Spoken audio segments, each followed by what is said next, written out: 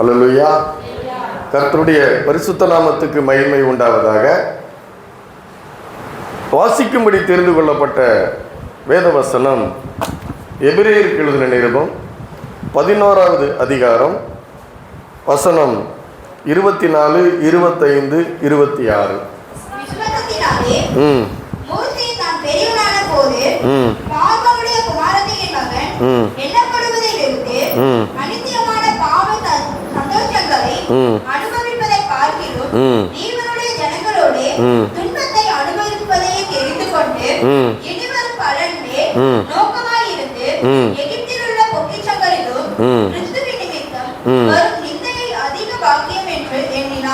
அல்லேலூயா. போன தடவை நம்ம பார்த்தோம், என்ன பார்த்தோம்? விசுவாசத்தினாலே மோசே தான் பெரியவனான பொழுது, அதை பார்த்தோம். நம்ம பெரியவனான பொழுதுன்னா, ஒரு சொன்னவங்களுக்கு கலாத்தியரில் சொல்லப்பட்டிருக்கிறது, ஒரு எஜமானுடைய வீட்டில் எஜமானுடைய குழந்தைய வளர்க்குறது ஒரு அடிமை தான் வளர்க்குறான். அப்போ அந்த அடிமைக்கும் அந்த குழந்தைக்கும் வித்தியாசம் இல்லைன்னு சொல்லி சொல்கிறாரு கலாத்தியர் 4ஆம் அதிகாரம் 1, 2, 3. ஏன்னா எஜமானுடைய குழந்தை எஜமான் தான், ஆனால் அந்த அடிமை, அதுக்கு அந்த எஜமானுடைய குழந்தை அடிமையாக இருக்கும் வரைக்கும் அந்த அடிமைக்கு அடிமை தான் வளர்க்குறான். அது என்னது, துடைக்கிறது, கழுவுறது, கூட்டிகிட்டு போகிறது, கூட்டிகிட்டு வர்றது எல்லாம் யார் பண்ணுறது? எஜமானுடைய குழந்தைய ஒரு அடிமை தான் பண்ணுறான். அப்போது அந்த அடிமையினுடைய சொல்லுக்கு எஜமானுடைய குழந்தை கீழ்ப்படுகிறது. ஆனால் ஒரு கட்டத்தில் அந்த குழந்தை பெரியவனான உடனே அதுக்கு தெரியுது, இவன் அடிமை, நான் எஜமானுடைய மகன், நான் சொல்வது தான் என்ன கேட்கணும், இந்த அடிமை கேட்கணும் அப்படின்னு அவன் பெரியவனான பொழுது தெரிகிறது. அதுபோல் தேவனுடைய கிருபையினாலே நாம் ஒரு காலத்தில் பாவத்துக்கு அடிமைப்பட்டு கிடந்திருக்கலாம், அக்கிரமத்திலையும் பாவத்திலையும் மரித்து போய் இருந்திருக்கலாம். ஆனால் நமக்கு ஆண்டவர் நமக்கு சில காரியங்களை வெளிப்படுத்தும் பொழுது, வெளிப்படுத்தின பிற்பாடு நாம் அந்த பாவத்தை வெறுக்கிறோம். கண்களின் இச்சை, மாம்சத்தின் இச்சை, ஜீவனத்தின் பெருமை, இவைகளெல்லாம் வெறுக்கிறோம். அவைகளெல்லாம் ரொம்ப அருவருக்கத்தக்கையில் நம்ம பார்த்து நம்முடைய தேவனை போல பரிசுத்தமாய் வாழ நம்ம ஆசைப்படுகிறோம். அதை உங்களுக்கு நான் பல காரியங்களை எடுத்து காமிச்சு உங்களுக்கு நான் அதை விளக்கமாக சொன்னேன். இன்னைக்கு என்ன பார்க்க போகிறோன்னு பார்த்தீங்கன்னா 26ஆம் வசனத்தில், இனி வரும் பலன் மேல் நோக்கமாக இருந்து, இன்னைக்கு அதுதான், இனி வரும் பலன் மேல் நோக்கமாக இருந்து எகிப்தில் உள்ள பொக்கிஷங்களிலும் கிறிஸ்துவின் நிமித்தம் வரும் நிந்தையை அதிக பாக்கியம் என்று எண்ணினான். அப்போ அவனுக்கு இனி வரும் பலன் மேல் நோக்கமாக இருக்கிறான். இப்போ இருக்கிற பலன் இல்லை,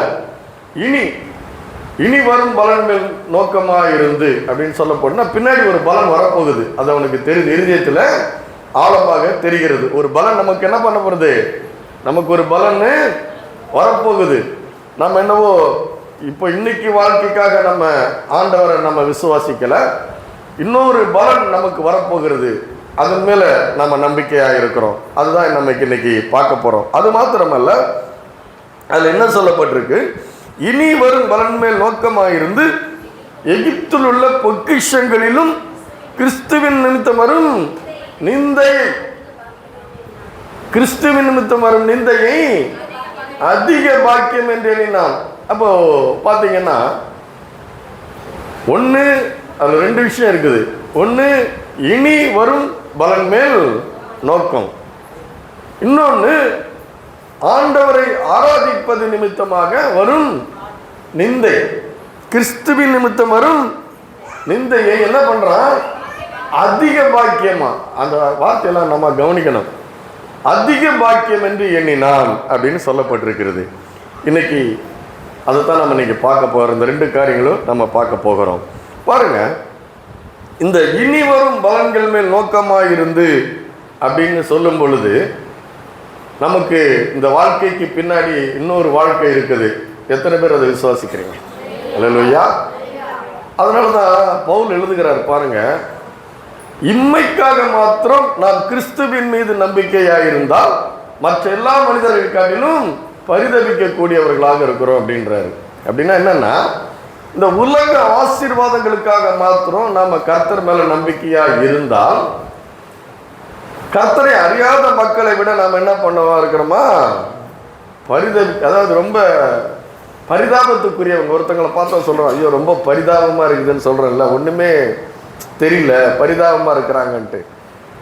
உலக ஐஸ்வர்யங்களுக்காக, உலக வாழ்க்கைக்காக மாத்திரம் நாம் கிறிஸ்துவின் மீது நம்பிக்கையாக இருந்தால், மற்ற மனிதர்கள், கடவுளை அறியாத மனிதர்களை காட்டில நம்ம என்ன பண்றோமா, ரொம்ப ஒரு சாதாரண மனுஷங்களா இருக்கிறோம் அப்படின்னு சொல்றாரு பவுல். அதனாலதான் அவர் சொல்றாரு, இனி வரும் பலன் மேல் நோக்கமாக இருந்து. அப்படின்னா இப்போ இந்த உலகத்துல கொஞ்சம் நமக்கு ஆசீர்வாதம் இருக்குது. இது ஆபிரகாமுடைய ஆசீர்வாதம் நமக்கு இருக்குது, அது இல்லாம இல்லை. ஆனா இந்த உலக வாழ்க்கையில் இருக்கிற ஆசீர்வாதங்களை காட்டிலும் இன்னொரு ஆசீர்வாதம் நமக்கு இருக்குது. அல்லேலூயா. அது பரலோகத்துல நமக்கு வைக்கப்பட்டு இருக்கிறது. அப்போ அதை நம்ம பெருசா நினைக்கணும். எதை பெருசா நினைக்கணும்? பரலோகத்தினுடைய ஆசீர்வாதங்களை பெருசா நினைக்கணும். அப்போ இப்போ நம்ம கர்த்தரை விசுவாசிக்கிறதுனால நம்ம வாழ்க்கையில ஒரு பரிசுத்தம் காணப்படுகிறது.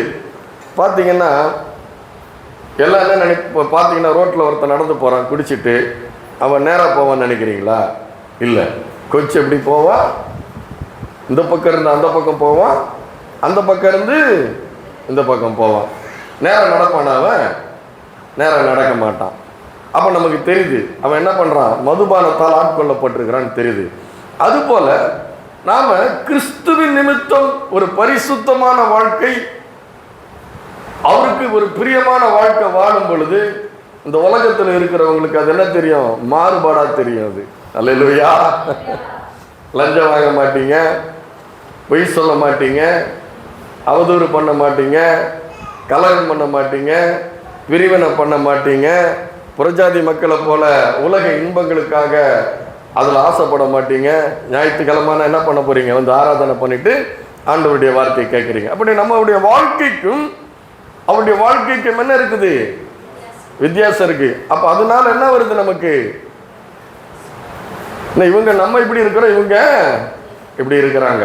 நம்ம அவங்க கடவுளுக்கு படைக்கிறதெல்லாம் நம்ம சாப்பிட்றோம், இவங்க நம்ம கடவுளுக்கு படைச்சது என்ன பண்றாங்க, சாப்பிட மாட்டேன்றாங்க. அப்போ என்ன, நாங்க என்ன மட்டமா, நீங்க என்ன ஒஸ்தியா, இதெல்லாம் கேட்குறாங்க. அப்போ இது நிமித்தம் வரும் நிந்தனைகள் நம்முடைய வாழ்க்கையில இருக்கிறது. அப்போ அவங்க பார்வையில் நாம என்ன நினைக்கிறோம், நாம எப்படி இருக்கிறோம், நாம தலைகளா நடக்கிறோம் அப்படின்னு அவங்க நினைக்கிறாங்க. உண்டா இல்லையா? அது நிமித்தம் நம்முடைய வாழ்க்கையிலே நிந்தைகள் வரும். அதுதான் இன்னைக்கு நம்முடைய வாழ்க்கையில அது நிமித்தம் உபத்திரவங்கள் வரும். நமக்கு எத்தனை ஆலயங்களை ஒரிசால அடிச்சு உடைக்கிறாங்க. பல மாநிலங்களில் கிறிஸ்துவை ஆராதிக்கிறவர்களுக்கு அவமானப்படுத்துறாங்க, ஆலயத்தை உடைக்கிறாங்க, அடிக்கிறாங்க, உடைக்கிறாங்க, சிறைச்சாலையில் போடுறாங்க, போலீஸில் கம்ப்ளைண்ட் கொடுக்குறாங்க. இதெல்லாம் எதனால் வருது, நாம் தலைகீழாக நடக்கிறோம், அவங்க நேராக நடக்கிறோன்ற ஒரு காரியத்தினால தான். இதனால தான் ஏன் இனி வரும் பலன் மேல் நோக்கமாக இருந்து கிறிஸ்துவின் நிமித்தம் வரும் நிந்தை, இவைகளெல்லாம் என்னது, நிந்தை. ஒரு பரிசுத்தமான வாழ்க்கைக்கு நேராக நம்முடைய வாழ்க்கையை நடத்தும் பொழுது கேட்குறாங்களா, நீ என்ன யோக்கியமா, நீ பொய் சொல்ல மாட்டியா, நீ குடிக்க மாட்டியா, கேட்குறாங்களா இல்லையா? இதெல்லாம் உலகத்து அது இது நிமித்தம் வரும் உபத்திரவங்கள், நிந்தைகள். அதை என்ன பண்ணானா மோசே அதிக பாக்கியம் என்று எண்ணினான். ஒன்று ஏன் அது அதிக பாக்கியம் என்று எண்ணினான்னா, அவனுக்கு மோசேக்கு தெரியுது இந்த வாழ்க்கைக்கு பிற்பாடு இன்னொரு ஒரு பெரிய வாழ்க்கை இருக்கு. அந்த பெரிய வாழ்க்கை நீண்ட வாழ்க்கையா இருக்கிறது. அல்லேலூயா. இது அநித்தியம், இது கொஞ்ச காலம். நித்தியம் என்பது நித்தியமாய் இருப்பது. அதனால்தான் சொல்றாரு இல்லையா, இக்காலத்து பாடுகள் இனி வரும் மகிமைக்கு ஒப்பானதல்ல. அப்ப இக்காலத்துல என்ன இருக்கு, பாடுகள் இருக்கு. கிறிஸ்தவங்களுக்கு மட்டும் பாடுகள் இருக்கு நீங்க நினைக்கிறீங்களா? எல்லாருக்கும், புறஜாதி மக்களுக்கும், தேவனை அறியாத மக்களுக்கு பாடுகள் இருக்குது. ஆனா நமக்கு என்ன இருக்குது, இக்காலத்து பாடுகள் இனி இன்னொரு மகிமையான ஒரு வாழ்க்கை நமக்கு இருக்குது. அதை நம்ம பார்க்கும் பொழுது இந்த காலத்தில் இருக்கிற இந்த பாடுகள் என்னது இல்லை, பெருசு இல்லை. ஹல்லேலூயா, பெருசு இல்லை. உலக மக்களுக்கு அது பெருசா இருக்கலாம். நமக்கு கிறிஸ்துவுக்காக வாழும் பொழுது, கிறிஸ்துவ நிமித்தம் வாழும் பொழுது அது நமக்கு அதை பாக்கியமா பார்க்கிறோம். கொஞ்ச காலம் இது, கொஞ்ச காலம் பாடு அனுபவிக்கும் பொழுது நித்தியமா என்ன பண்ண போறோம்? ஒரு மகிமை உள்ள வாழ்க்கை தேவனுடைய பிரசன்னத்தில் வாழ போகிறோம். பாருங்க, இந்த உலகம் நம்மை இந்த பொக்கிஷங்களால் இனி வரும், அதாவது எகிப்தில் உள்ள பொக்கிஷங்களிலும் அப்படின்னு இருக்கு. நீங்க எத்தனை பேர் இப்போ நீங்க நிறைய கொஞ்சம் வெளியில போய் பார்த்தீங்கன்னா, நீங்க உள்ள போகும்போது கண்ணாடி கதவு என்ன பண்ணும்? கண்ணாடி கதவு ரெண்டா திறக்கும். யாருமே திறந்து விடுறதுக்கு இருக்க மாட்டாங்க. அது போல வெளிநாடுகளில் நான் படிச்சிருக்கிறேன், நான் போனதில்லை, நான் படிச்சிருக்கிறேன். ராத்திரி ஆயிடுச்சுன்னா அவங்க கடை மூடிடுவாங்க. இங்கே மாதிரி வந்து ஷட்டர் போட்டு மூடி இருக்க மாட்டாங்க. கண்ணாடியில் தான் கதவு இருக்கும். யாராவது அந்த கடையை கடந்து போனால் கடக்கும்போது லைட் எரியும். எப்படிங்க தானாக திறக்குதோ கதவு, அது போல் யாராவது அங்கே போனால் சென்சார் வச்சுருப்பாங்க. அதை கடக்கும்போது லைட் எரியும். லைட் எரிஞ்சால் உள்ள என்ன இருக்கும்? அலங்காரமான பொருட்கள் இருக்கும். அதை பார்க்கும்போதே நமக்கு என்ன பண்ணும்? கவர்ந்து இழுக்கிற மாதிரி இருக்கும். அதுபோல் இந்த உலகத்தினுடைய அநேகமான உலக காரியங்கள், உலகத்தினுடைய ஆடம்பரங்கள், பொக்கிஷங்கள், ஐஸ்வர்யங்கள், பலவிதமான சாதனங்கள் நம்ம என்ன பண்ணலாம்? கவர்ந்து இழுக்கக்கூடியதாய் இருக்கிறது, ஈர்க்கக்கூடியதாக இருக்கிறது. எல்லாரும் நீங்கள் வீட்டில் பார்த்துருப்பீங்க. டியூப்லைட் போட்டாச்சுன்னா மழை காலத்தில் ஈசல் என்ன பண்ணோம்? அந்த டியூப்லைட் மேலே என்ன பண்ணோம்? போய் என்ன பண்ணோம்? மோதும். அது அழிக்கிறதுக்கு என்ன பண்ணுவாங்க? ஒரு பேப்பரில் எண்ணெயை ஒட்டி என்ன பண்ணுவாங்க? ஒட்டிடுவாங்க. இதுக்கு என்ன பண்ணு தெரியாமல் என்ன பண்ண அதில் போய் மாட்டி செத்து போயிடும். அது போல பிசாசானவன் இந்த உலகமும் என்ன பண்ணுது? இந்த உலகத்தை வேறு விதமான பொக்கிஷங்களால ஈர்க்கக்கூடிய விதத்தில், நாம சரீரத்தாலே அனுபவிக்கக்கூடிய பல விதத்தில், நம்மை கவர்ந்து இழுக்கக்கூடிய விதத்தில் அநேக காரியங்களை நம்முடைய வாழ்க்கையில் நமக்கு முன்னாக வைக்கிறது. உண்டா இல்லையா? அந்த கடையை பார்த்ததுமே பிரம்மாண்டமாக இருக்குது. இங்கே தான் போய் என்ன பண்ணணும்? சாரி வாங்கணும். இந்த டிவி, எல்லா பொருட்களும் நம்ம என்ன பண்ணுது? கவர்ந்து இழுக்கக்கூடியதாக இருக்கிறது. ஆனால் மோசே கிட்ட இருந்தது பார்த்தீங்கன்னா, உலகத்திலே பெரிய ராஜாவுடைய குமாரத்தினுடைய மகன், அப்பேற்பட்ட பொக்கிஷங்களுக்கும் அதிகாரங்களுக்கும் அந்தஸ்துக்கும் அனுபவிப்பதற்கு ஏராளமான காரியங்கள் இருந்தும் கூட அவன் என்ன பண்றானா, இனி வரும் பலன் மேல் நோக்கமாக இருந்து எகிப்தில் உள்ள பொக்கிஷங்களை காட்டிலும் கிறிஸ்துவின் நிமித்தம் ஒரு நிந்தையை அதிக பாக்கியம் என்றேனா. நிந்தை என்றது வந்து பார்த்தீங்கன்னா, நம்முடைய ஒரு காரியத்தை ஒரு ஒரு ஒரு தேவனுக்கென்று ஒரு காரியத்தை நம்ம செயல்படுத்தும் பொழுது, ஒரு சபையை நடத்தும் பொழுது, ஒரு பரிசுத்தமான வாழ்க்கையை நடத்த ஆரம்பிக்கும் பொழுது, அது நம்முடைய வாழ்க்கையிலே அந்த நிந்தை என்பது ஒரு பழிச்சொல். என்னது? ஒரு பழிச்சொல்லுக்கு நாம ஆளாக நாம ஆரம்பிக்கிறோம். அல்லேலூயா, ஆளாக நாம ஆரம்பிக்கிறோம். பார்த்தீங்கன்னா, இந்த இனி வரும் பலன் என்பது என்னன்னா, இது அதுல இருந்து விழாதபடி அந்த இனி வரும் பலன் மேல் நோக்கமாயிருந்து நிந்தையை அதிக பாக்கியம் என்று எண்ணும் பொழுதுன்னா, ஒரு காரியத்தை வேதம் நமக்கு தெளிவா சொல்லுது. பவுல் தெளிவா சொல்றாரு, இக்காலத்து பாதையில் இனி வரும் மகிமைக்கு ஒப்பானதல்ல. அப்போ நம்முடைய வாழ்க்கையில் உள்ள குறிக்கோள் என்ன? இன்னொரு மகிமை உள்ள வாழ்க்கை இருக்குது, இன்னொரு மகிமை உள்ள வாழ்க்கை இருக்குது. அதை நோக்கி, அதனாலதான் நாம என்ன பண்றோம்? அந்த வாழ்க்கையை நமக்கு தந்தது யாரு? கிறிஸ்து, இயேசு கிறிஸ்து கொடுத்திருக்கிறாரு. அந்த மகிமை உள்ள வாழ்க்கையை நம்ம அடைவதற்காக இந்த கொஞ்ச காலத்துல வந்து நம்ம என்ன பண்றோம்? பாடுகள் வருது, துன்பங்கள் வருகிறது. அப்போ அப்படி பாடுகள் துன்பங்கள் வரும் பொழுது நம்ம மற்றவருடைய பழிச்சொல்லுக்கு கூட, அதான் நிந்தை என்பது பழிச்சொல், அந்த பழிச்சொல்லுக்கு நம்ம ஆளாகிறோம். ஒரு இடத்துல சொல்ல இருக்கு இல்லையா, நீ ஆண்டவர் சொல்றார், நீ நன்மை செய்தால் மேன்மை இல்லையோ, ஆபேல் என்ன பாவம் பண்ணா? ஆபேல் என்னங்க பாவம் பண்ணா? ஒரு பாவம் பண்ணல. கர்த்தர் என்ன பண்றான்? மகிமைப்படுத்துகிறான். அவனுக்கு உள்ளத்தினுடைய ஆழத்திலிருந்து மிக சிறந்ததை எடுத்து என்ன பண்றான்? ஆண்டவருக்கு செலுத்துறான். அப்படி ஆண்டவருக்கு செலுத்தும் போது இவனுக்கு என்ன வருது? காயினுக்கு என்ன வருது? பொறாமை வருது. அப்படிதான் நீங்க மிகச் சிறந்ததை எடுத்து நீங்கள் உங்களுடைய ஆத்மாவிலிருந்து மிகச் சிறந்த ஒரு வாழ்க்கை வாழ ஆரம்பிக்கும் பொழுது பிசாசு உங்களை சும்மா இருக்க விட மாட்டான். ஹல்லேலூயா. யார் மூலமாவது அவன் துன்பத்தை நமக்கு கொண்டு வருவான். அப்போ இனி வரும் பலன் மேல் நீங்க நோக்கமா இருக்கும் பொழுது அதுல என்னன்னா உங்களுடைய முன்னறிவு என்று சொல்லலாம். அதை இல்லையா, முன்னாடி வர்றத நம்ம இன்னைக்கு என்ன பண்ணிடுறோம்? தீர்மானம் நம்ம பண்ணிடுறோம்.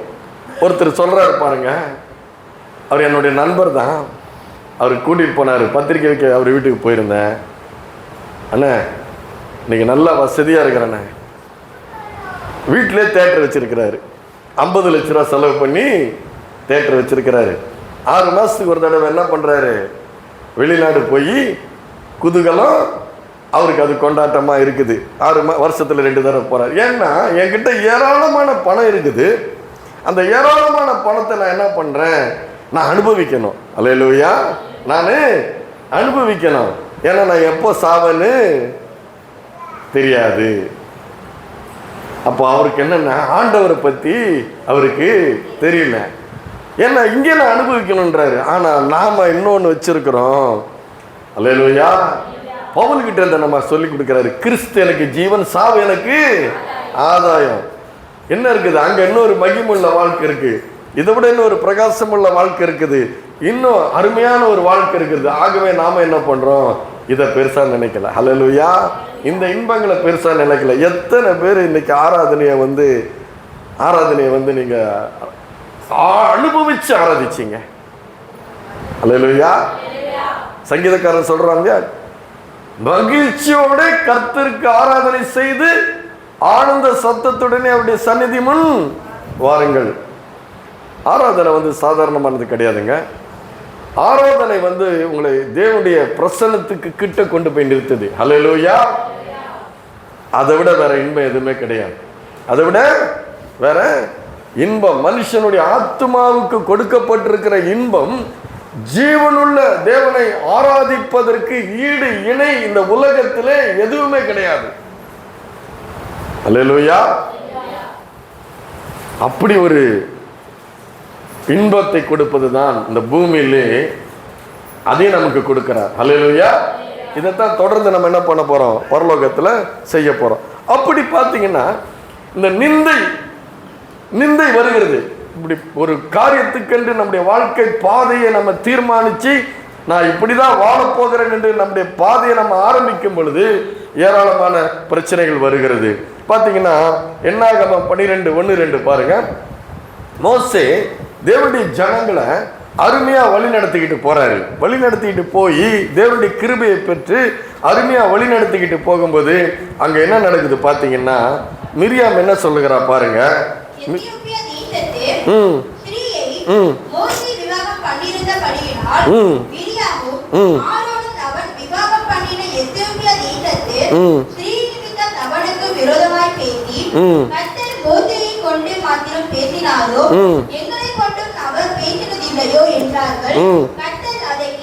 போதும் பாருங்க, அவர் என்ன சொல்றா? மிரியாம் மோசேயுடைய சகோதரி என்ன சொல்றா? கர்த்தர் என்ன அவர்கிட்ட தான் பேசுறாரா?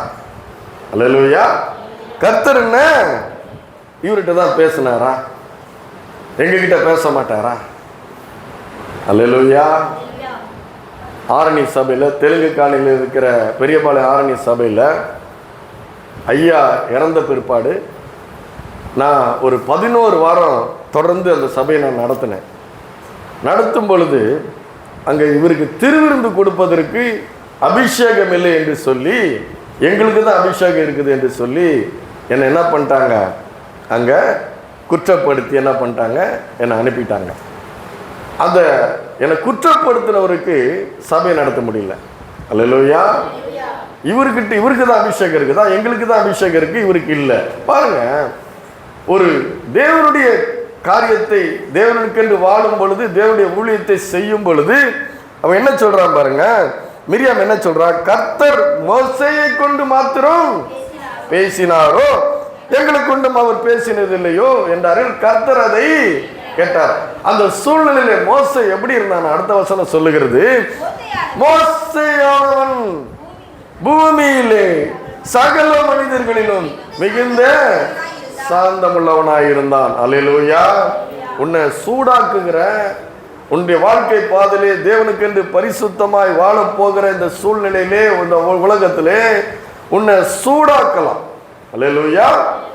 சூடாக்கலாம். சூடாக்கி உன்னை கொந்தளிக்க வச்சு உன்னுடைய வாழ்க்கையில பரிசுத்தத்துக்கு இடம் இல்லாம, கோபம் கொண்டாலும் பாவம் செய்யாதிருங்கள். கோபப்படுத்தலாம், ஆனா கர்த்தர் அதை கேட்கிறாரு. அது மாத்திரமல்ல, பிசாசானவன், வேதம் சொல்லுகிறது, பிசாசானவன் ஒளியினுடைய தூதனுடைய வேஷத்தை தரித்துக் கொண்டு நம்மை வஞ்சிக்கலாம். அல்லேலூயா. கையில பைபிள் இருக்கலாம், பைபிளை வச்சுக்கிட்டே வந்து நம்ம என்ன பண்ணலாம்? கவிழ்த்து போடலாம். அப்போ சாத்தானும் ஒளியினுடைய வேஷத்தை தரித்து கொண்டு நம்ம வஞ்சிக்க முடியும். அதுக்கு மாத்திரமல்ல, நம்ம பாவத்தினுடைய வஞ்சனையில விழ வச்சு என்ன பண்ண முடியும்? பரிசுத்த வாழ்க்கையில நம்ம என்ன பண்ண முடியும்? கீழே தள்ள முடியும். பல விதத்துல, ஒவ்வொருத்தரையும் ஒவ்வொரு விதத்துல என்ன பண்ணுவான்? பிசாசானவன் என்ன பண்ணுவான்? வஞ்சிப்பான். பிசாசானவன் ஆண்டவரை விட்டு வச்சானா? அவர் சொல்ற சகல ராஜ்யங்களையும், லூக்கால சொல்லப்பட்டிருக்கு, சகல ராஜ்யங்களையும் ஒரு நிமிஷத்துல சுட்டி காட்டி, இவை என்னை பணிந்து கொண்டால் இவைகளெல்லாம் உமக்கு தருவேன். ஒரு நிமிஷத்துல சுட்டி காட்டுறான். மத்தேயுல அது இருக்காது, லூக்கால மட்டும்தான் அந்த ஒரு வார்த்தை வரும். ஒரு நிமிஷத்துல சுட்டி காட்டுறான். அந்த வெளிச்சத்துக்குள்ளே இருக்கிற இருளை கண்டுபிடிக்கக்கூடிய திராணி யாருக்கு வேண்டாம்? தேவனோடு கூட இருந்தாதான், அந்த இனிவரும் பலன் மேல் நோக்கமாக இருந்தாதான், ஒரு பரிசுத்த வாழ்க்கையில் இருந்தாதான், தேவனுக்கு மகிமை செலுத்தி ஆராதிக்கிற வாழ்க்கை, கீழ்ப்படுகிற வாழ்க்கை இருந்தாதான் அதை நாம் என்ன பண்ண முடியும்? அதை தேவனோடு இருந்தால் தான் கண்டுபிடிக்க முடியும். நாம் தனியாக இருந்தால் கண்டுபிடிக்க முடியாது. அதனால தான் சொல்றாரு இயேசு, பிதாவும் நானும் ஒன்றாக இருக்கிறோம். பிதா என்னை தனியாக இருக்க, அதுக்கு என்ன அர்த்தம்? பரிசுத்தம் இல்லாமல் தேவனை ஒருவனும் தரிசிக்க முடியாது. என்னிடத்தில் பாவம் உண்டு என்று யார் என்னை குற்றப்படுத்தக்கூடுன்றாரு. அப்போ ஒரு பரிசுத்த வாழ்க்கையில ஏராளமான இடர்கள் வரும், போராட்டங்கள் வரும், பிரச்சனைகள் வரும்.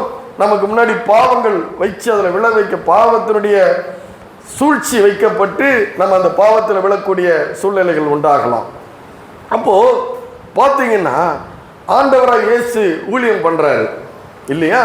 ஊழியம் பண்றாரு. ஊழியம் பண்ணும்போது அவரை பத்தி என்ன சொல்றாங்க? இவர் மதுபான பிரியர், போஜன பிரியர், பாவலுடைய சிநேகிதன் சொல்றாங்களா இல்லையா? அல்லேலூயா.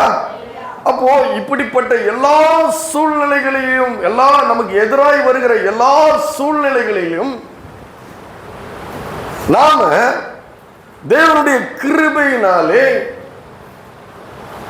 அந்த சூழ்நிலையில் நம்ம எடுக்கிற முடிவுகள் எல்லா சூழ்நிலைகளிலும் கட்டுப்பாடும், எல்லா சூழ்நிலைகளிலும் மன உறுதி, அந்த மன உறுதி குலையாதபடி, அந்த மன உறுதி உடைக்கப்படாதபடி. அதனால தான் சொல்றாரு இல்லையா, எப்பக்கத்திலும் நெருக்கப்பட்டு நான் நொறுங்கி போவதில்லை, மன முறிவடைகிறதில்லை. பவுல் சொல்றாரு, எப்பக்கத்திலும் நான் நெருக்கப்படுறேன். அதான் ஒரு சொன்னவங்களுக்கு, ஒரு சிலர் கையினுடைய பலத்தால ஒரு கிளாஸை கொடுத்தா உடைச்சிடலாம்.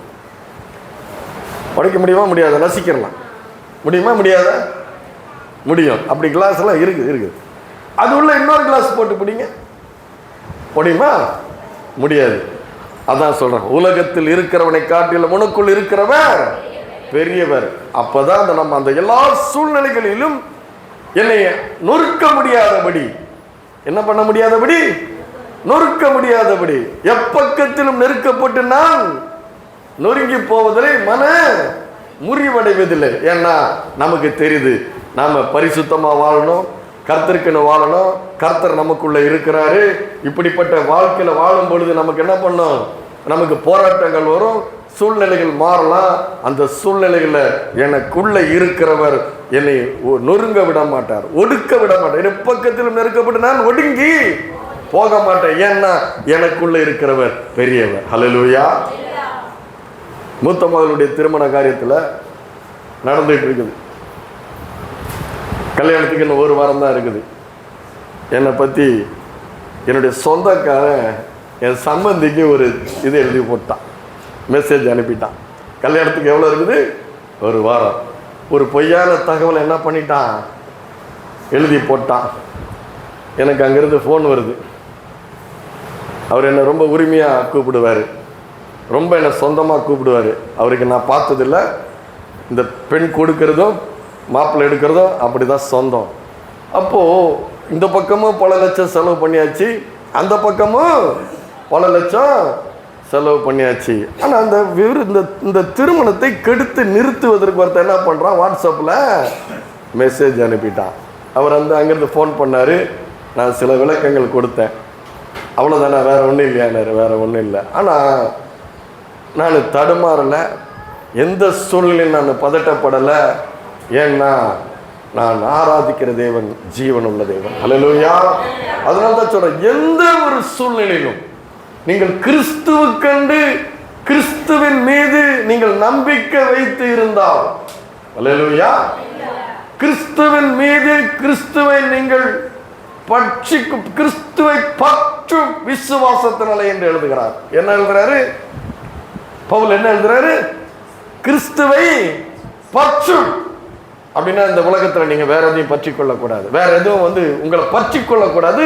நீங்களும் வேற எதையும் என்ன பண்ணக்கூடாது, பற்றி கொள்ளக்கூடாது. இது இருந்தால் தான் என்னுடைய வாழ்க்கை நல்லா இருக்கும், இது இருந்தால் தான் நான் சந்தோஷமா இருப்பேன், இது இருந்தால் தான் நான் அப்படி இருப்பேன். இல்லை, கிறிஸ்துவை பற்றும் விசுவாசத்தினாலே. அல்லேலூயா.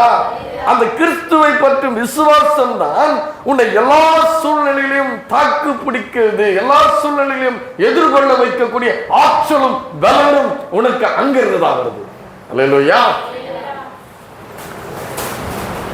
நான் சாதாரண மனிதனா இருந்தா, கிறிஸ்து எனக்குள்ள இல்லாம இருந்திருந்தா நான் என்ன பண்ணிருப்பேன், கோபத்துல என்ன பண்ணிருப்பேன், கொந்தளிச்சு சூடாகி அந்த பண்ணினவனை என்ன பண்ணிருப்பேன், ஏதோ ஒன்று பண்ணி என்னுடைய காரியம் நடக்க முடியாதபடி அந்த பொய்யான காரியத்தை மெய்யாக்கிற மாதிரி நடந்திருக்கும் வாழ்க்கையில். ஹல்லேலூயா. இதுதான் நம்முடைய பரிசுத்தமான வாழ்க்கை. ஏன்னா உலகத்தில் இருக்கிறவரை காட்டிலும் உனக்குள் இருக்கிறவர் என்னுடைய ஜென்ம சுபாவத்தை அவரால் மாற்ற முடியும். ஹல்லேலூயா. என்னுடைய ஜென்ம சுபாவம், பாவ சுபாவத்தை என்னுடைய ஆழ்த்துவம் என்று சொன்னாலே உங்களுக்கு இந்த இளையகுமாரனை பற்றி சொல்லும் பொழுது என்ன சொன்ன, அந்த இளையகுமாரனுடைய பாவ வாழ்க்கையில என்ன ஆயிடுச்சு, அவனுடைய ஆழ்த்துவம் என்ன சொல்லிடுச்சு, இனி உங்களுடைய குமாரன் சொல்ல வச்சிருச்சு. பாவம் என்ன பண்ணிருச்சு, பாவ வாழ்க்கை என்ன பண்ணிடுச்சு, உன்னுடைய குமாரன் அல்ல. பரிசுத்த வாழ்க்கை என்ன சொல்லுது, நான் உன்னுடைய குமாரன். ஹல்லேலூயா. நீர் என்னை சிருஷ்டித்தவர், நீர் என்னுடைய ராஜா, நீர் என்னுடைய கர்த்தர், உன்னை உருமாற்றும். ஹல்லேலூயா. இந்த பரிசுத்த வாழ்க்கை இனி வரும் பலனில் நம்பிக்கையா இருந்து கிறிஸ்துவின் நிமித்தம் வரும் நிந்தை நீ அதிக பாக்கியம் என்று நீ எவ்வித்துள்ள உள்ள பொக்கிஷங்களை காட்டிலும் கிறிஸ்துவின் நிமித்தம் வரும் நிந்தை நீ அதிக பாக்கியம் என்று எண்ணினால் உன்னை மாற்ற முடியும். உன்னுடைய ஜென்ம சுபாவத்திலிருந்து, பாவ சுபாவத்திலிருந்து, அக்கிரமத்திலும் பாவத்திலும் மரித்து போயிருந்து உலக சேற்றில் சிக்கி இருந்து உன்னை வேறு எது ஒன்று சிக்கிக் கொள்ளாதபடி அவர் காக்கிறதுக்கு அவர் சர்வ வல்லமை உள்ளவராக இருக்கிறார். ஹல்லேலூயா. அதனாலதான் நான் சொல்றேன், கிறிஸ்துவை பற்றும் விசுவாசம் வேணும். அந்த கிறிஸ்துவை பற்றும் விசுவாசம் உனக்கு எப்படி வரும்னா, அவரை ஆராதனை செய்யும் பொழுது, அவரை விசுவாசிக்கும் பொழுது, அவரை மகிமைப்படுத்தும் போது உனக்கு வரும். ஹல்லேலூயா. எத்தனை பேருக்கு வருது நிந்தைகள், பாடுகள் உங்களை எப்படி வரும்? இப்படிதான் வரும். எப்படி வரும்? உன்னை சூடாக்கும், உன்னை கவர்ந்து இழுக்கும், உன்னை அழிப்பதற்கு எல்லாவற்றுக்கும் ஒன்று வரும். ஹல்லேலூயா. இப்போ நிந்தன்னா என்ன தெரிஞ்சுக்கிட்டீங்களா? உங்களுக்கு பாவம் எப்படியெல்லாம் ஒரு மனுஷனை காலி பண்ண தெரிஞ்சிட்றீங்களா உங்களுக்கு?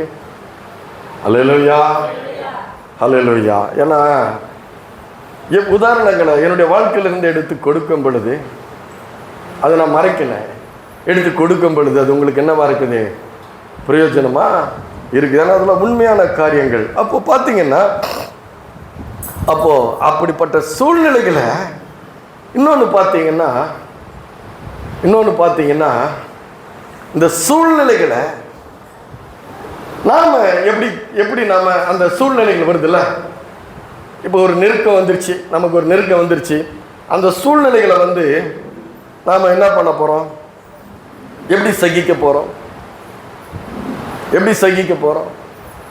சொல்ல கொடுப்பாங்களா? பல்ல கடிச்சிக்க. எப்படி ஊசி போடவுன்னா என்ன பண்ணுது? திரும்பி பார்க்கறது இல்லை, எங்கே போகிறது இல்லை. ஐயா கையில் போட்டிங்கன்னா தாங்காதியா, இடுப்பில் போடுங்க. அப்படி போட்டால் கூட என்ன பண்ணுறோம்? மூஞ்சி என்ன பண்ணுறோம்? பல்ல கடிச்சிக்கின்னு இல்லையா? அதெல்லாம் நீங்கள் எல்லாம் பண்ணாமல் ரொம்ப தெளிவாக எல்லாத்தையும் பல்ல கடிக்காமல் வாழ்ந்துட்டு இருக்கீங்களா?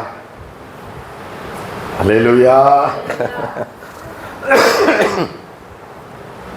பாருங்க, அந்த சூழ்நிலைகளிலே இந்த உலகத்தாரை போல பல்ல கடிச்சுக்கிட்டு நம்ம சகிக்கிறது இல்லைங்க. அல்லேலூயா. அந்த சூழ்நிலையில நம்ம என்ன பண்றது இல்லை, பல்ல கடிச்சுக்கிட்டு நாம என்ன பண்றது இல்லை, சகிக்கிறது இல்லை. அவர் சொல்றாரு இல்லையா, பவுல் சொல்றாரு இல்லையா, என்ன சொல்றாரு? ஸ்தோத்திரத்துடனே கூடிய ஜெபத்துடனே எல்லாவற்றையும் தேவனுக்கு தெரியப்படுத்துங்கள், அப்பொழுது எல்லா புத்திக்கு மேலான தேவ சமாதானம் உங்கள் இருதயங்களையும் சிந்தைகளையும் கிறிஸ்து இயேசுவுக்குள்ளாக காத்துக்கொள்ளும். அல்லேலூயா. அப்ப மோசே இனி வரும் பலன் மேல் நோக்கமாயிருந்தன்னா அவன் கிறிஸ்துவின் நிமித்தம் வர நிந்தை அவனுக்கு தெரிஞ்சிடுச்சு. இப்போ நம்முடைய வாழ்க்கை கிறிஸ்து நமக்கு கொடுத்திருக்கிற வாழ்க்கை. என்ன வாழ்க்கை? கிறிஸ்து நமக்கு கொடுத்திருக்கிற வாழ்க்கை. இந்த ஜனங்களை எகிப்திலிருந்து மீட்டு கொண்டு கானானுக்குள்ள கொண்டு போய் சேர்ப்பதற்கு கிறிஸ்து நமக்கு கொடுத்திருக்கிற வாழ்க்கை. நான் தனியா இதை செய்ய முடியாது. அல்லேலூயா. இதை நான் யாரும் பண்ண முடியாது, தனியா செய்ய முடியாது. அதனால்தான் பவுலுக்கு சொல்றாரு இல்லையா, என் கிருபை உனக்கு போதும், உன் பலவீனத்திலே என் பலன் விளங்கும். அது விளங்குங்க. ஏன்னு கேட்டீங்கன்னா, நம்முடைய பலவீனத்தை குறித்து பரிதபிக்கக்கூடிய பிரதான ஆசாரியர் நமக்கிறாமல் நம்மை போல சோதிக்கப்பட்டும் பாடுபட்டும் பாவம் இல்லாத பிரதான ஆசாரியர் நமக்கு இருக்கிறபடியால். அல்லேலூயா. நம்முடைய கர்த்தர் நம்மை போல சோதிக்கப்பட்டார். இந்த பூமியில நம்ம போல மனுஷனா சோதிக்கப்பட்டார், பாடுபட்டார். கடவுளுக்கு என்ன தெரியும்? உலகம் கேட்கும். பாட்டு கூட இருக்கு இல்லையா, அங்க இருக்கிறார் கடவுள், நான் தான் இங்க கஷ்டப்படுறேன். இல்ல, நம்ம கடவுள் நம்ம போல இங்க கஷ்டப்பட்டார். அல்லேலூயா. அதனால நம்ம கடவுள் நம்ம போல தான் அவர் கஷ்டப்பட்டார். அதனால நமக்கு தெரியும். அப்ப அந்த சூழ்நிலைகளில என்ன பண்றாரு, உன்னுடைய ஆத்துமாவிலே இடைப்படுகிறார். அல்லேலூயா. உன்னை இயக்குவது ஆவி, ஆத்துமா தான் உன்னை இயக்குகிறது. அந்த ஆத்துமாவில பலனை கொடுத்து உன்னை ஒரு கட்டுப்பாட்டுகளை வைத்து அவர் உன்னை இயக்குகிறார். அந்த சூழ்நிலையில நீ மற்ற மனிதர்களை போல அல்ல, தேவனை அறியாத மனிதர்களை போல அல்ல, உன்னை அவர் என்ன பண்றார்? ஆளுகிறார். அல்லேலூயா. என் நினைவெல்லாம் உமதாகணும், என் பேச்செல்லாம் உமதாகணும், என் நினைவெல்லாம் உமதாகணும், என் பேச்செல்லாம் உமதாகணும், என் நாள் முழுதும் வழி நடத்தும், என் நாள் முழுதும் வழி நடத்தும், விருப்பம் செயல்படுத்தும். அல்லேலூயா. சங்கீதம் 110 நாள் முழுவதும் அதனுடைய தியானம் என்று சங்கீதக்காரன் எழுதுகிறான். அல்லேலூயா. உம்மை தியானிக்கிற தியானம் இனிதா இருக்கும் என்று சொல்லுகிறான். ராட்சாமங்களை நான் உம்மை தியானிக்கிறேன், என் உள்ளிந்திரியங்கள் உம்மை உணர்த்தும் என்றான். அந்த அளவுக்கு ஆண்டவர் உங்களுடைய ஆத்துமாவிலே கலக்க வேண்டும். அல்லேலூயா. தேவன் ஆவியா இருக்கிறார். அந்த ஆவி தேவன் உங்கள் ஆவியோடு கூட என்ன இருக்கணும்? அல்லேலூயா. கலக்கிற அளவுக்கு நீங்கள் வந்து அவருக்கு அப்படிப்பட்ட ஒரு வாழ்க்கை வாழ்கிறவர்களாய் நீங்கள் இருக்க வேண்டும். ஹல்லேலூயா. அப்போ பார்த்தீங்கன்னா அது நிமித்தம் அவமானம் வருது நம்முடைய வாழ்க்கையில், வருதா இல்லையா? நிந்தைன்றது பழிச்சொல்லு. செய்யாத குற்றத்துக்கு என்னது? பழிச்சொல்லு, அவமானம், இதெல்லாம் வருது. பார்த்தீங்கன்னா பாருங்க, அப்போஸ்தலர் 5 எடுங்க. அப்போஸ்தலர் 5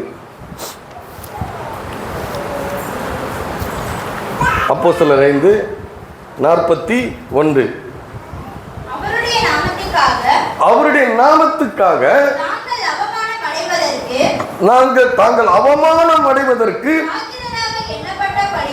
பாத்திரராய் எண்ணப்பட்டபடியினால் சந்தோஷமாய் ஆலோசனை சங்கத்தை விட்டு புறப்பட்டு போய் தினந்தோறும் தேவாலயத்திலேயும் வீடுகளிலேயும் இடைவிடாமல் உபதேசம் பண்ணி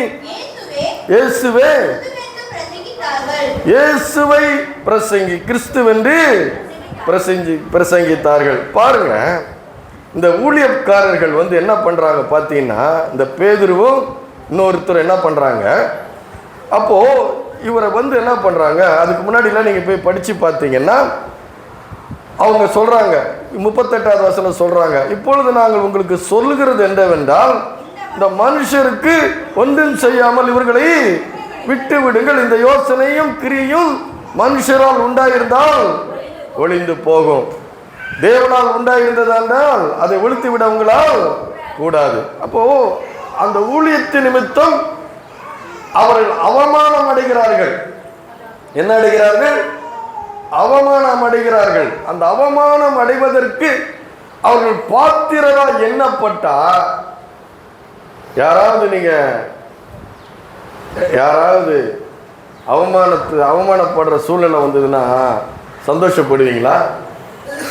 ஆனா இங்க சொல்லப்பட்டிருக்கு பாருங்க, அவருடைய நாமத்துக்காக அவமானம் அடைவதற்கு பாத்திரராக எண்ணப்பட்டபடியே சந்தோஷமாய் ஆலோசனை சங்கத்தை விட்டு தலை குனிச்சிட்டு போல, வெக்கப்பட்டு போல.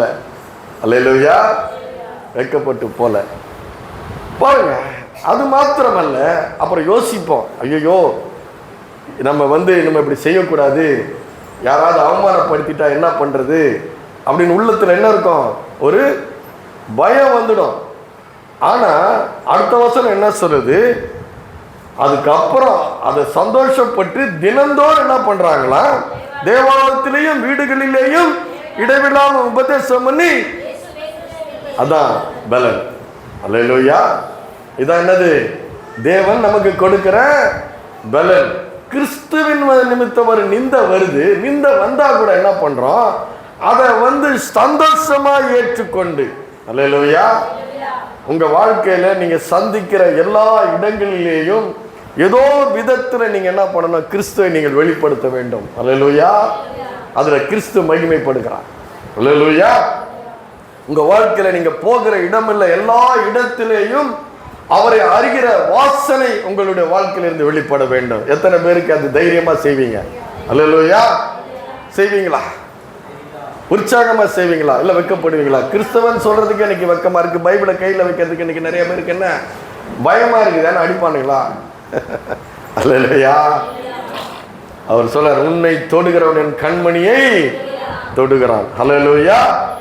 அது மாத்திரமல்ல, பாத்தீங்கன்னா அப்போஸ்தலர் 9ஆம் அதிகாரம் 15வது வசனம் எடுங்க. அப்போஸ்தலர் 9:15. அதற்கு கர்த்தர், நீ போ, அவன் புறஜாதிகளுக்கும் ராஜாக்களுக்கும் இஸ்ரவேல் புத்திரருக்கும் என்னுடைய நாமத்தை அறிவிக்கிறதற்காக நான் தெரிந்து கொண்ட பாத்திரம். அல்லேலூயா. ஆண்டவர் தான் உங்களை தெரிந்து கொண்டார். நல்லா ஜாக்கிரதையா இருக்கணும் நீங்க. அல்லேலூயா. நான் கிறிஸ்துவாயிட்டேங்க, நீங்க ஆகல, அவர் ஆக்கி இருக்கிறார். அல்லேலூயா. எல்லாருக்கும் தெரிஞ்சுக்கணும், நான் கிறிஸ்தவன் ஆயிட்டேன் இல்ல, அவர் உங்களை கிறிஸ்துவனுடையவராய் அவர் ஆக்கி இருக்கிறார். அவர் சொன்னார், நீங்கள் என்னை தெரிந்து கொள்ளவில்லை, நான் உங்களை தெரிந்து கொண்டேன். அல்லேலூயா. நான் உங்களை தெரிந்து கொண்டேன். நம்ம அவரை தெரிந்து கொள்ளவில்லை, அவர் நம்மை தெரிந்து கொண்டார். அல்லேலூயா. அது சாதாரண காரியம் இல்லை. உலக தோற்றத்துக்கு முன்னே கிறிஸ்துவுக்குள் நம்மை தேவன் தெரிந்து கொண்டாராம். எங்க தெரிந்து கொண்டாரா? இந்த உலகம் சிருஷ்டிப்புக்கு முன்னே தேவன் நம்மை அவர் தெரிந்து கொண்டார். அப்ப சொல்றாரு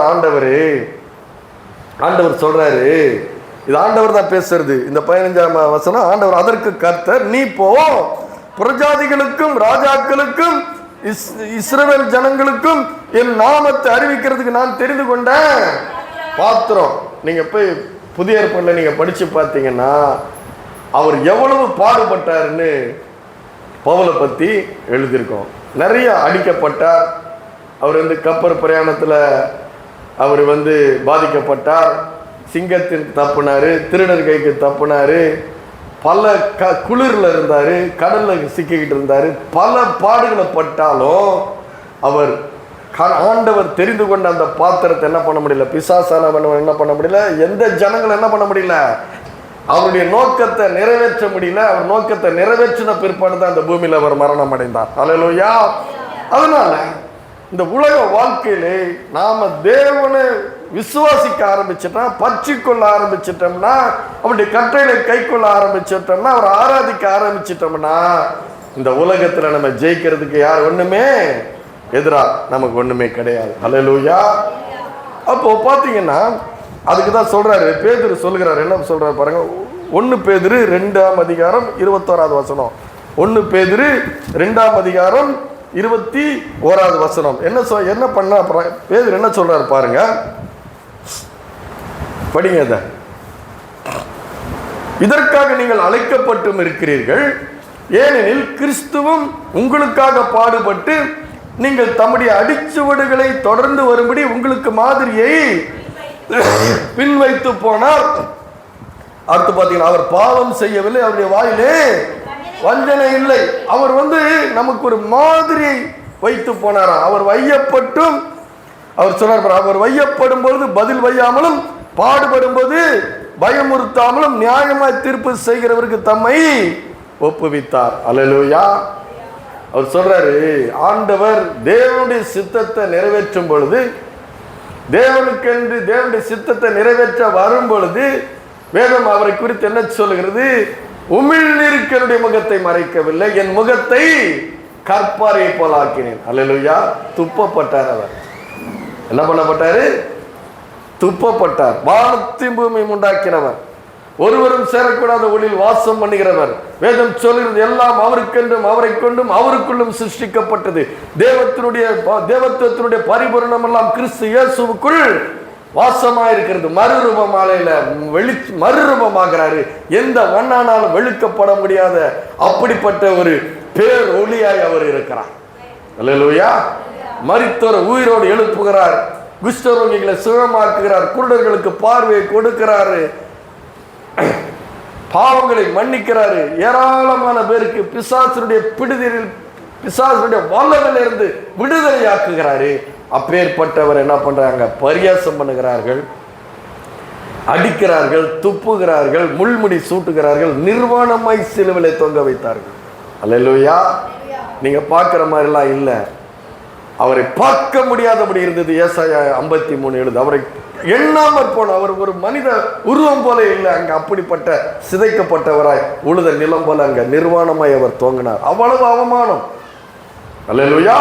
அவ்வளவு நிந்தை, அவ்வளவு ரெப்ரோச் இருக்குது. அதனாலதான் சொல்றாரு பேதுரு, அவர் பாடுபடும் போது வையப்படும் போது பதில் வையாமலும், பாடுபடும் போது பயமுறுத்தாமலும் நியாயமா தீர்ப்பு செய்யறவருக்கு நம்மை ஒப்புவித்தார். அப்போ இனி வரும் பலன் மேல் நோக்கமா இருந்தன்னா அவருக்கு தெரியுது, கிறிஸ்துவுக்கு தெரியுது, இன்னொரு மகிமையா என்னை தேவன் உயிரோடு எழுப்புவார்னு அவருக்கு கிறிஸ்துவுக்கு இயேசுவுக்கு தெரியுது. அல்லேலூயா.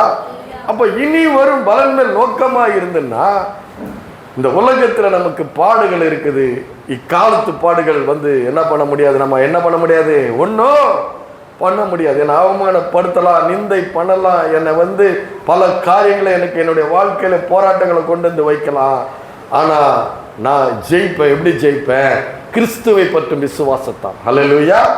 கிறிஸ்துவை விசுவாசிக்கிற, கிறிஸ்துவை ஆராதிக்கிற அப்படிப்பட்ட அப்படிப்பட்ட ஒரு விசுவாசத்தால நான் என்ன பண்ணுவேன்? என்ன பண்ண முடியாது? யாரும் என்ன பண்ண முடியாது? அல்லேலூயா. என்ன ஒன்றும் பண்ண முடியாது. அல்லேலூயா. நான் சொல்றேன், நீங்கள் தோற்று போவதில்லை. கிறிஸ்துவுக்காக மெய்யாகவே நான் சொல்றேன், கிறிஸ்துவுக்காக நீங்க வாழ ஆரம்பிச்சீங்கன்னா நான் சொல்றேன், நீங்கள் தோற்று போவதே கிடையாது. அல்லேலூயா. பார்த்தீங்க, அப்புறம் பார்த்தீங்கன்னா வேதம் சொல்லுகிறது பாருங்க, கொலோசியர் 1:27 எடுங்க. கொலோசியர் 1:27.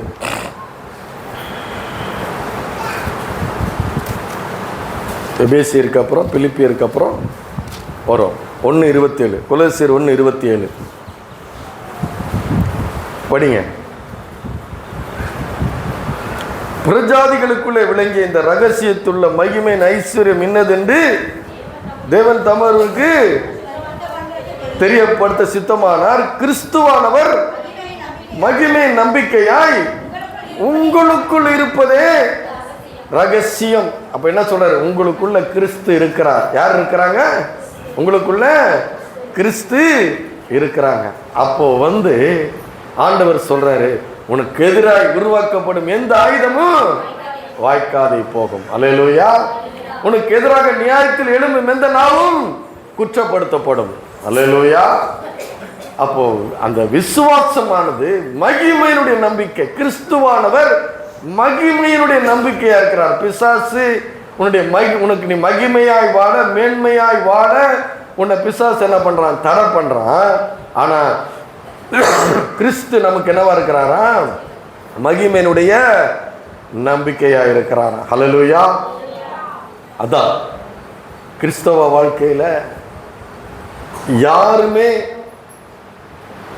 பாடுகள் இல்லாம இல்லை, துன்பங்கள் இல்லாம இல்லை, போராட்டங்கள் இல்லாம இல்லை. ஏராளமான போராட்டங்கள், பாடுகள், துன்பங்கள், துயரங்கள் இருந்தாலும் நீங்க என்ன பண்ணணும்? அவரை விட்டு விலகாதபடி, அல்லேலூயா, அவரை விட்டு விலகாதபடி கிறிஸ்துவை பற்றி விசுவாசத்தோட நீங்க இருந்தீங்கன்னா அவர் சொல்றாரு, கிறிஸ்து உங்களுக்கு மகிமையினுடைய நம்பிக்கையா இருக்கிறார். ஆரம்பம் அற்பமா இருந்தாலும் முடிவு சம்பூர்ணமா இருக்கும். அதான் சொல்றாரு பவுல், நம்ம எப்போதும் வெற்றி சிறக்க பண்ணுகிறாராம். அல்லேலூயா. முற்றும் நம்மை ஜெயம் கொள்ள வைக்கிறாரா இருக்கிறாராம். அதனால சங்கீதம் சொல்றான், சங்கீதம் சொல்லப்பட்டிருக்கு. சங்கீதம் 112 எடுங்க, முடிச்சிடலாம். சங்கீதம் 112 பாருங்க, 7-10 படிப்போம். 7-10. துர்ச்செய்தியை கேட்கிறதுனால் அவன் பயப்படான், அவன் இருதயம் கர்த்தரை நம்பி திடனாயிருக்கும். ஏன்? ஒரு நிமிஷம். துர்ச்செய்தியை கேட்கிறதுனால அவன் பயப்படான், அவன் இருதயம் யாரை நம்பி திடமாயிருக்கும்? கர்த்தரை நம்பி திடனாயிருக்கும். எனக்கு போன் வரும்போது நான் பயப்படல. அல்லேலூயா. பயப்படல. ஏன்னா அதை மேற்கொள்ளக்கூடியவர் யார் இருக்கிறார்? ஆண்டவர் முன்னாடி எனக்கு வாக்கு கொடுத்தார். என்ன வாக்கு கொடுத்தாருன்னா, ஆண்டவரே இந்த மகளுடைய கல்யாணத்தை நடத்தணும். அவர் சொல்றாரு, இதெல்லாம் திருமணம் ஃபிக்ஸ் பண்ணுறதுக்கு முன்னாடி, மாப்பிள்ளை பையன் யாருன்னு தெரியாததுக்கு முன்னாடி சொல்றாரு, என்னுடைய மகிமைக்கு குறைவாக நான் ஒன்றும் செய்ய மாட்டேன்னாரு. அல்லேலூயா. அப்படின்னா நீங்கள் உங்களுடைய கெப்பாசிட்டிக்கு நீங்கள் பண்ணுவீங்க இல்லையா? என் கெப்பாசிட்டி தெரியுமா நீங்கள் சொல்கிறோம் இல்லையா? அவர் சொல்கிறார், என் கெப்பாசிட்டிக்கு ஏற்ற மாதிரி நான் பண்ணுறேன். அப்படியே பண்ணி கொடுத்தார். அல்லேலூயா. அவருடைய வாக்கு என்னது? அவருடைய வார்த்தை மாறாது. மனுஷன் கைவிட்டுருவான், மனுஷனால் முடியாது. ஆனால் சொன்னது யாரு? கர்த்தர். எங்கே சொன்னார்? உள்ளத்தில் பேசுகிறார். ப்ரேயர் பண்ணும்போது, முழங்கால நின்று ப்ரேயர் பண்ணும்போது, தினந்தோறும் ஆராதிக்கும் பொழுது, தினந்தோறும் ஆராதிப்பேன். அல்லேலூயா.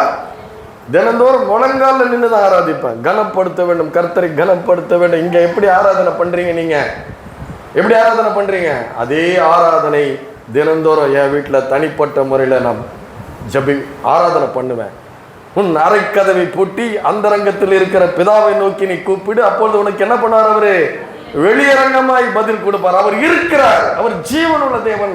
அவர் மெய்யாகவே பதில் கொடுக்கிற தேவன். அவன் இருதயம் கர்த்தரை நம்பி திடனா இருக்கும், பலவீனமா இருக்காது, திடனா இருக்கும். அல்லேலூயா. பிடிங்க, அவரை பிடிங்க. யாரெல்லாம் பிடிக்க போறீங்க? யாரெல்லாம் விட மாட்டேன்னு சொல்ல போறீங்க? அல்லேலூயா. அவன் இருதயம் கர்த்தரை நம்பி திடனா இருக்காம, அவன் இருதயம் உறுதியா இருக்கவன் தன் சத்துருக்களின் சறுக்கட்டத்தை காண மட்டும் அவன் பயப்படாதிருப்பான். அல்லேலூயா. வாரி இறைத்தான், ஏழைகளுக்கு கொடுத்தான், அவனுடைய நீதி என்றென்றைக்கும் அவன் கொம்பு மகிமையாய் உயர்த்தப்படும். அல்லேலூயா. எல்லாரும் இப்படிதான் வாழணும்னு நினைப்போம். அதுக்கு சிம்பிள் என்னன்னா அவரை பிடிங்க. அல்லேலூயா. இனி வரும் பலன் மேல் நோக்கமா இருந்து இந்த உலகத்துல மற்ற மனுஷனுடைய நிந்தையை பார்க்காதீங்க. நம்மை மேன்மைப்படுத்துகிற ஒரு கர்த்தர், சிறியவனை புழுதியிலிருந்து எளியவனை குப்பையிலிருந்து உயர்த்தி பிரபுக்களோடும் ராஜாக்களோடும் உட்கார வைக்கிற கர்த்தர் நமக்கு உண்டு. அல்லேலூயா. நான் சொல்றேன், என் வாழ்க்கை இப்படி இருக்குது, கர்த்தர்கிட்ட ஒப்பு கொடுங்க. கர்த்தர் அதை மகிமை உள்ளதாக்குவார். அல்லேலூயா. பூமியில் உள்ளவைகள் அல்ல, பூமியில் உள்ள பொக்கிஷங்களை அல்ல, பூமியில் உள்ள ஐஸ்வர்யங்கள் அல்ல, பூமியில் உள்ள சந்தோஷங்களை அல்ல, மேலானவைகளை தேடுங்கள். அல்லேலூயா. பூமியில் உள்ளவைகள் அல்ல, மேலானவைகளை தேடுங்கள். அது இனி வரும் பலன் மேல் நோக்கமாயிருந்து. அல்லேலூயா. மோசே பெரியவனான பொழுது இனி வரும் பலன் மேல் நோக்கமாயிருந்து எகிப்துள்ள பொக்கிஷங்களிலும் கிறிஸ்துவின் நிமித்தம் வரும் நிந்தை அதிக பாக்கியம் எண்ணினான். அதான் சொல்றேன், நிந்தை உடனே எல்லாம் நினைச்சிடாதீங்க, எல்லாருக்கும் நிந்தை வரும்ட்டு இல்லை. அல்லேலூயா. எல்லாருக்கும் இல்லை, ஒரு சிலருக்கு வரலாம். ஆனாலும் அதிலிருந்து விடுவித்து உன்னை மகிமையாய் வாழ வைக்கிற தேவன் ஒருவர் இருக்கிறார். அல்லேலூயா. அதுக்கு ஒரே வழி, கிறிஸ்துவை பற்றும் விசுவாசம். முழு இருதயத்தை நீங்க அவர்கிட்ட கொடுத்துடுங்க. அவர்கிட்ட கொடுத்தீங்கன்னா அவர் பார்த்துக்குவார். அல்லேலூயா. அவர்கிட்ட கொடுத்துட்டா என்ன பண்ணுவாரு? அவர் பார்த்துக் கொள்வார். அல்லேலூயா. கர்த்தருக்கே மகிமை உண்டாவதாக.